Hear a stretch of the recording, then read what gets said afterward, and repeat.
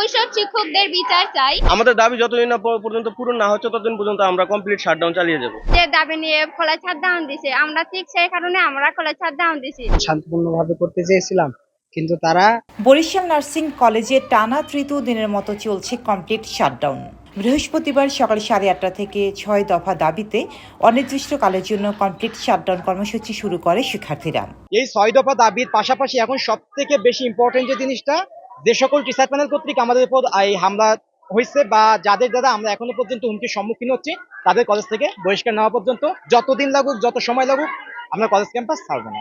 এ সময় ঢাকা বিশ্ববিদ্যালয় ও বিশ্ববিদ্যালয় মঞ্জুরি কমিশনের নীতিমালা অনুযায়ী শিক্ষক নিয়োগ সহ 6 দফা দাবির পাশাপাশি শাটডাউন কর্মসূচিতে হামলাকারী বরিশাল নার্সিং কলেজের ইনস্ট্রাক্টর ফরিদা বেগম, সাইফ হোসেন রনি মোল্লা, আলী আজগরের অপসারণ এবং অভিযুক্ত পোস্ট বেসিক বিএসসি শিক্ষার্থীদের বিচার দাবি জানান তারা। আমাদের শিক্ষকরা যে আমার ভাই বোনদের উপরে বিএসসি নামক মানে পোস্ট বেসিক নামক যে সন্ত্রাস দ্বারা আক্রমণ করেছে তার সুষ্ঠু বিচার চাই এবং ওইসব শিক্ষকদের বিচার চাই যারা মিথ্যা বিবৃতি দিয়েছে এবং সকল দোষ আমাদের স্টুডেন্টের উপর চাপিয়ে দিয়েছে। আমরা এর সুষ্ঠু তদন্ত চাই এবং নার্সিং প্রফেশনের এই সিস্টেমকে ভেঙে উন্নত করার জন্য আমি প্রশাসনের দৃষ্টি আকর্ষণ করছি। ভাইভাতে ফেল করা, ফরমেটিভে ফেল করানো, তারপর হচ্ছে রিসার্চে ফেল করানো, ওসপিতে ফেল করানো, এই ধরনের অনেক হুমকি দেওয়া হয়েছে। আমাদের পার্সোনালি কল করে এখান থেকে ফিরে যাইতে বলা হয়েছে। এখানকার শিক্ষক প্যানেল দ্বারা এটা করানো হয়েছে। এর আগে গত মঙ্গলবার 6 মে সকাল 8:30টার দিকে কমপ্লিট শাটডাউন কর্মসূচি পালন করতে গেলে শিক্ষকদের বাধা এবং হাতুড়ি ও শাবল নিয়ে হামলার ঘটনা ঘটে। এতে আহত হন 3 শিক্ষার্থী। সারা বাংলাদেশের যে নার্সিং কলেজে যে কারণে যে দাবি নিয়ে খোলা শাটডাউন দিছে, আমরা ঠিক সেই কারণে আমরা খোলা শাটডাউন দিছি। তারপর ওই দিন আমাদের ওই কয়েকজন টিচার আর পোস্ট বেসিক ওরা আমাদের বাধা দিছে। তারপর বাধা দেওয়ার পর আমাদের কয়েকজন 3জন শিক্ষার্থী আহত হয়ে হসপিটালে গেছে। আমাদের দাবি যতক্ষণ না পূরণ না ততক্ষণ এই আন্দোলন চলতে থাকবে।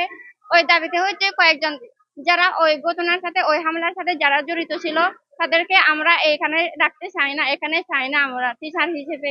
আন্দোলনরত শিক্ষার্থীরা জানান 6 দফা দাবিতে অনির্দিষ্টকালের জন্য কমপ্লিট শাটডাউন কর্মসূচি পালন চলছে।